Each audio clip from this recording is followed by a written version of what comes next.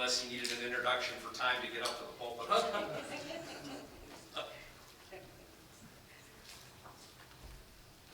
If you have a Bible tonight, you'll find our text in Mark's Gospel. I only have two speeds, slow and off. And if you mess with me, I'll put it on the other speed. I appreciate you that have come out tonight. Hot dogs didn't keep you all at home. We thank you for being here in the house of the Lord. We'll find our text tonight in Mark chapter number 4. We've been looking at the storms in the Bible. I don't know if any of you study outside of church, but if you're interested, we do have 2 or 3 sites where we have material, maybe around 300 live videos on those sites. I put a live stream up each week. Right now we're studying a little cluster of Psalms 56 through 60. They're called the Miktam Psalms, but all of them's on there. But we have some bookmarks with those addresses if you're interested in studying those. If you'll ask me, I'll be glad to give you one. Mark's Gospel tonight, chapter number 4. We've been looking at some of the storms in the Bible and the thought of sailing over life's stormy seas. Yesterday morning we looked at the storm of the foolish and the wise man building their house on rock and sand. And we preached on the purpose behind all storms is to reveal the foundation you're building on. And then last evening we looked at Paul's storm. The perseverance is to believe in all storms. Tonight, the little storm that we would look at covers verses 33 down through verse 41.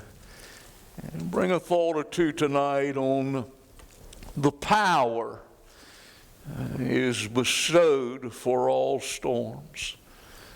Storms, when properly responded to, will unleash the power of God in your life. Storms that are not properly responded to will unleash physical and spiritual weakness. You wonder why some in your church tonight are spiritually weak, inconsistent. More than likely there has been storms that have been improperly responded to. God has unleashed weakness into their life. Very careful tonight how you respond to a storm, heartache, trouble, difficulty. There are some tremendous nuggets in this little storm that would help us in navigating properly in a response to our storm. As we begin to unpack the text tonight, I notice that there is a powerful principle in this storm. Of course, a principle is something that is certain. It never changes. It's not like a preference. Preference changes. A good example of a principle is the law of gravity. What goes up must come down. You can go down here to town to one of the larger buildings and very sincerely think you can fly. Jump off the top of the building. But you are going to receive asphalt rash because of the principle of gravity. What goes up must come down. There is a principle in this storm of existence. Just exactly where does my trouble have its origin? The Bible says in verse number 37, and there arose. Very interesting pick of words that Mark used there. The little word means to cause to be ordained, to cause to happen or come into existence. I'm here to tell you tonight that every trouble that ever enters into your life has God's DNA on it. It has come through His almighty hands. Knowing the origin of our storms are God's origin, they arise from Him, we can be like Job tonight and be able to say, though He slay me, yet will I trust Him. I remember years ago coming out of a viewing of an old preacher. He had pastored the church for 57 years. I was passing another old preacher coming in the door. He's dead now too. And as he passed me, he said, "You still believe that old sovereignty stuff?" I said, "Yeah, from the top of my head to the bottom of my feet." I love what he said to me. He said, "It sure does make the pillow soft at night when you're going through trouble." Oh, tonight to know that everything that you're encountering may be distasteful, but it had its origin in God. There's a powerful principle mentioned in this storm. But I notice there is the principle of erosion mentioned in this storm. He says in verse number 37, and there arose a great storm of wind. That little idea of a great storm, it has the idea of the mother of all storms. Dark hour of the soul. Be careful tonight in labeling what you're going through as the worst that anybody's ever been through. Foolish on our part.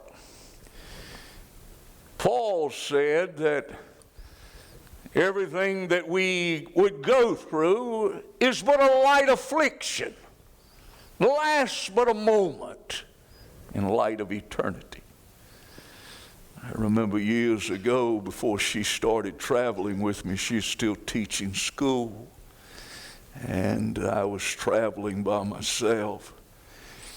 And one week while I was out on the road, the septic tank at the house exploded.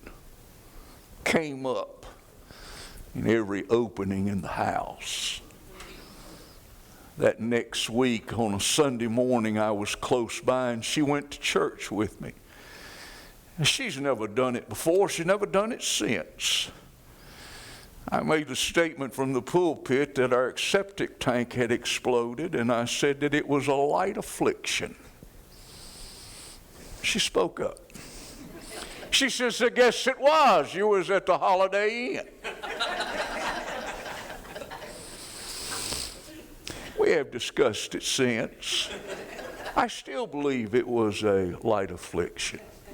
I've always been under the persuasion that if I ever went through something and it was the mother of all storms, that at the marriage supper of the Lamb, sitting around the table for 7 years, I would be able to bring up some of those big things that I've been through. Could you imagine me sitting around some of the Old Testament prophets, talking to them about my septic tank blowing up? They would say, "What?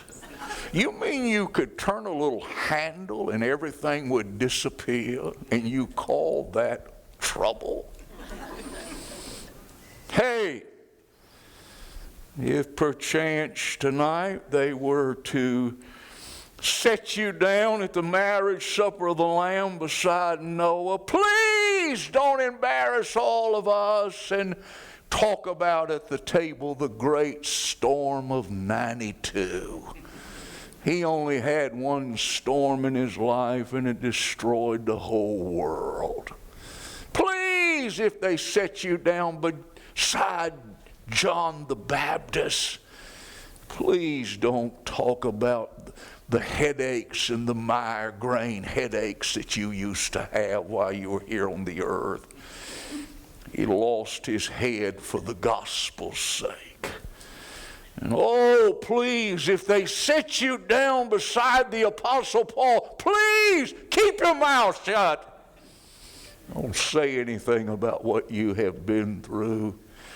He said, 5 times was I scourged with 39 lashes, save once. He says, I was in prison often. He says, I was rotted 3 times. He was stoned once and left for dead.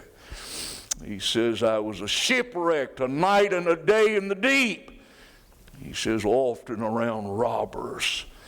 And he is the one that said anything that you and I would go through on this earth was but a light affliction and would last but a moment in light of eternity. Amen. Oh, the principle of erosion. It says in verse 37, rose a great storm of wind, and the waves beat into the ship. Swells that just continually pounded. What in the world is God doing? He says, so that it was what? Ship full of water. I was in the Army. Don't know much about ships. My son's in the Navy. He's a Navy chaplain. Some of you probably are familiar with boats. Please correct me at the close of the service if I'm wrong, but it is my understanding, if boat filled with water, boat fixing to sink. Boat full of water. What is God doing in this principle of erosion?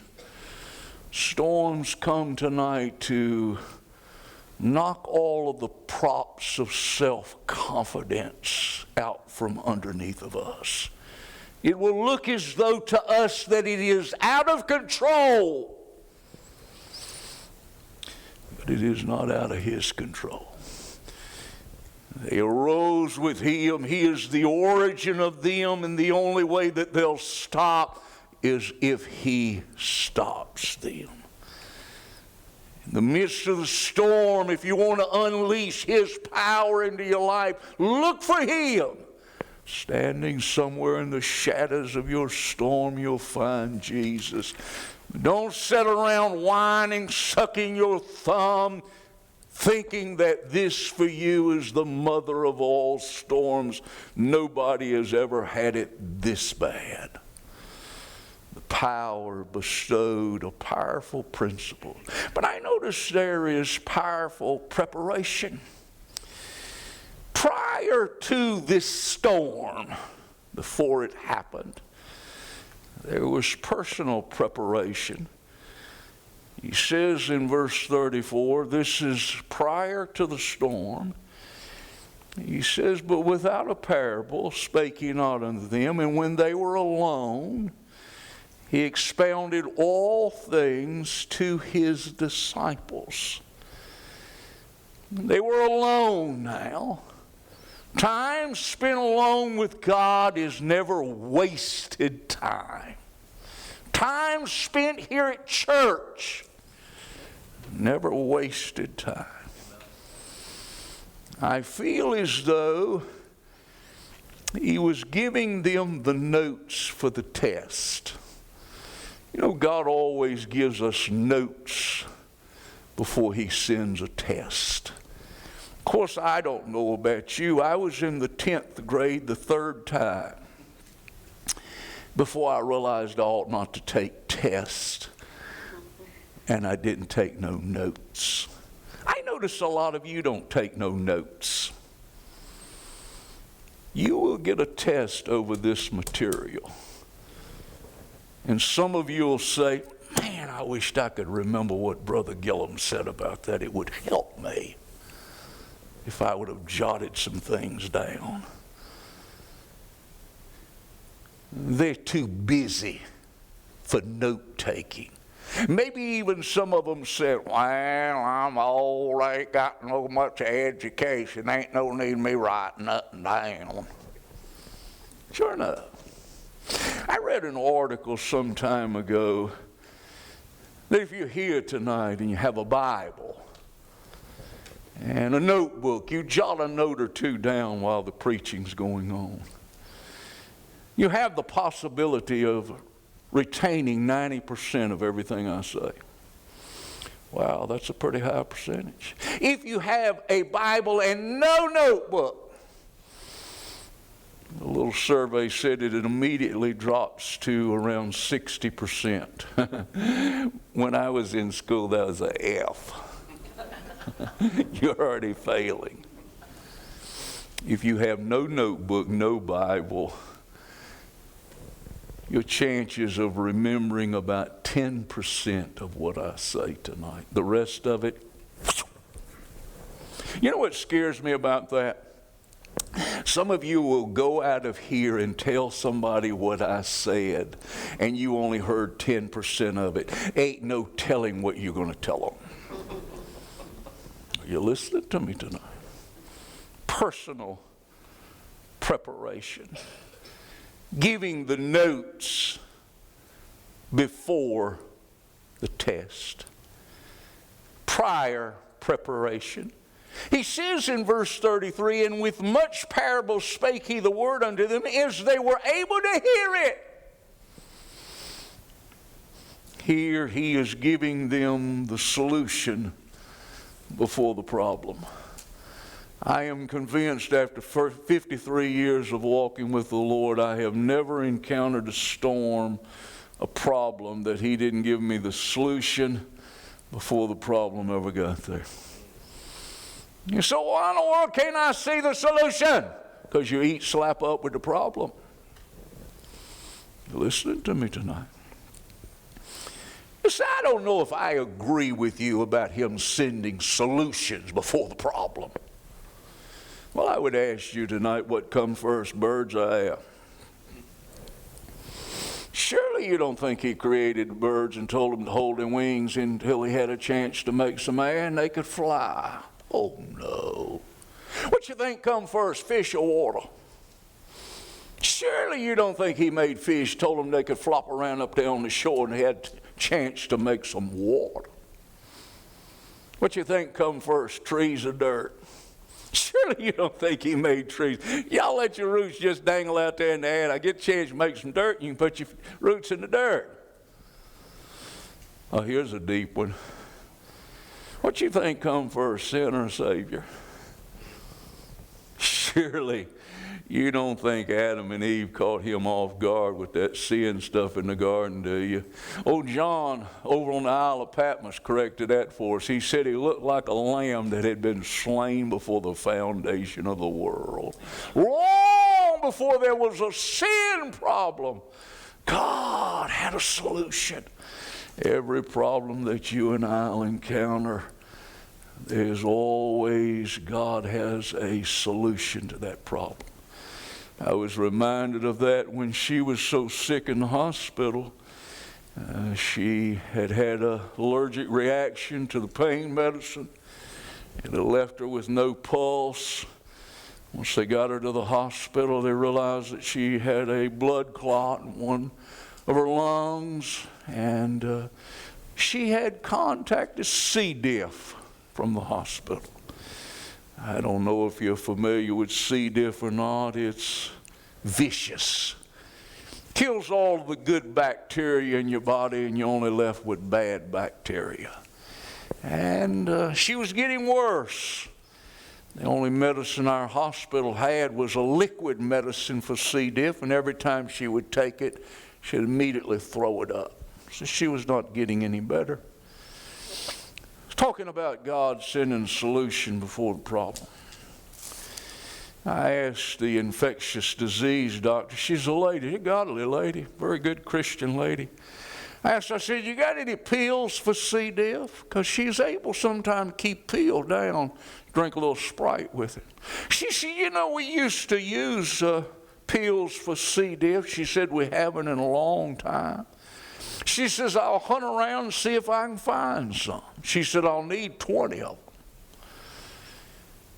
There was a pharmaceutical company in Atlanta, Georgia that had 20 of them. She said, I found them. She said, they want $4,000 for them. You know, $4,000 ain't a lot of money if you say it fast. Say it slow. A lot of money. Old guy in the financial department there at our hospital, he come up there, he said, Mr. Gilliam, he said, with your copay and everything, he says, I've got it down to $11.72. He said, but if you'll give me a day or so, he said, I think I can get it a little lower. I said, how long take to get them pills here? He said, well, they told me they could carry them over here in 3 hours. I said, here's my Visa card. I said, I want them pills right now. I went home that afternoon. I was talking about the solution coming before the problem. There was a letter in my mailbox in Winterville, Georgia. And it was from a church in Rockledge, North Carolina. They didn't know she's sick. They didn't know she had C. diff. They didn't know nothing about no pills. They didn't know that I had had cancer. Now, you know, if there is a letter in my box that day, it had to have been mailed 2 or 3 days prior to that for it to be in the box that day. I opened it, and they had sent me a check for $1,200.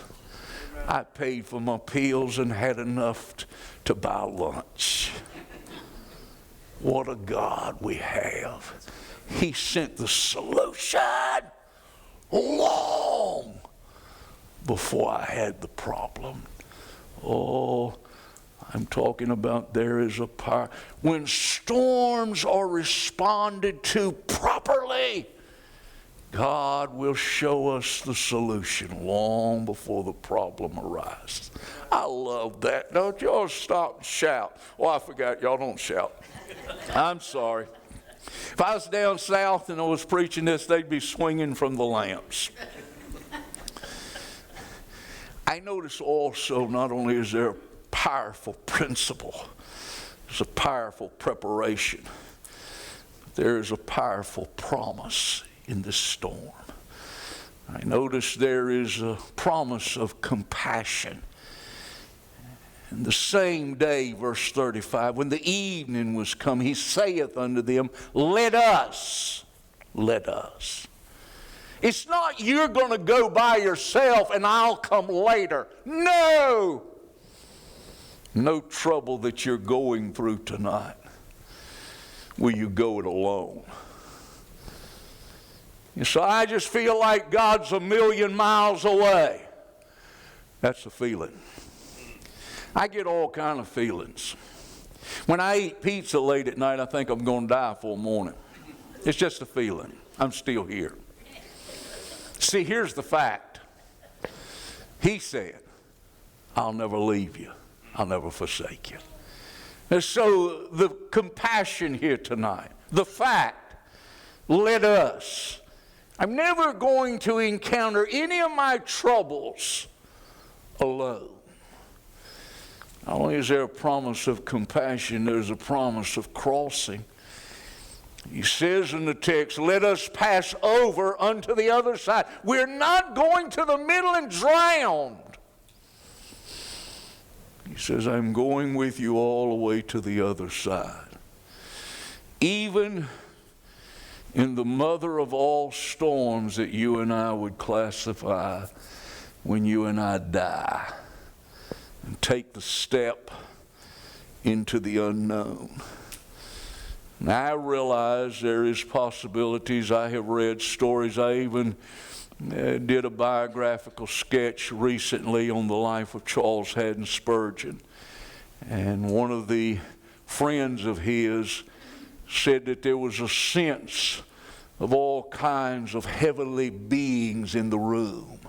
And I realize that there is that possibility. But there will be no angel to take you across. How come? They don't know the way. They've never done it. But he has. And he said this in Psalms 23, yea, though I walk through the valley of the shadow of death, I'll fear no evil, for Gabriel is with you. No! Doesn't even say that in the Living Bible. He says, I will be with you. I'm glad to know tonight when I step out for that last crossing. Oh, do not think you're stepping out in the dark. You better have you some major Polaroid glasses on, because you're fixing to encounter the brightest thing that you have ever seen. Him. He's brighter than 10 billion suns. And he will lead us safely home. There is a powerful promise tonight. But I see in the text, there is a powerful person. Verse number 38, we see the place of this person. I was interested in where he is at in this ship in the storm. It says in verse 38 that he was in the hinder part of the ship. I was wondering recently, I wonder how he got there. Hinder part of the ship. I came away with this deep theological thought. I don't even know if you can get it on the way over your head. It's because they put him there. When he got on board, they said, well, why don't you just get way back there in the back and just sort of get out of our way so we'll have plenty of rowing room and we're going to handle this. Isn't that the way we do sometimes? Lord, now you don't strain yourself. You just sit right there. I got this. You know, I'm an old boy from Georgia. I'm an old Pennsylvanian. We can take it. We are tough. They put him hind a part of the ship. I noticed the position of the person. It says he was asleep on a pillow. I was wondering too, where did the pillow come from? This is a deep, I had a deep thought. Here it is. He brought it with him. It was his plans. He already knows they're going to assign him a spot in the back. He didn't check the weather to see the jet streams. He is the jet streams. He already knows the storm is coming. And so he is laid down and he is sleeping. The Bible says they awake him, Master, carest thou not that we perish? Question mark. Did you notice in this text that he never thinks that question worthy of an answer? Most of the time when God don't answer your questions, it's because it's a stupid question. He thinks this stupid question. He doesn't answer it.